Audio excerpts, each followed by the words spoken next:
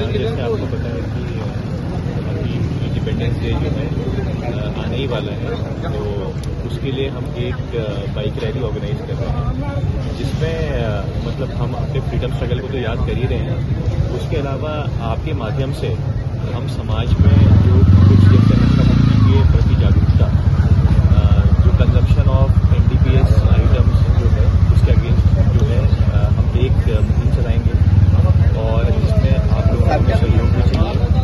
और इसके माध्यम से अवेयरनेस भी होगी। और इसके अलावा जो है हमारा मकसद ये रहेगा कि सब लोग जो है इस मुहिम में जुड़े, हम सब एक टीम बन के काम करें और जो हमारा प्रदेश है वो आगे करें।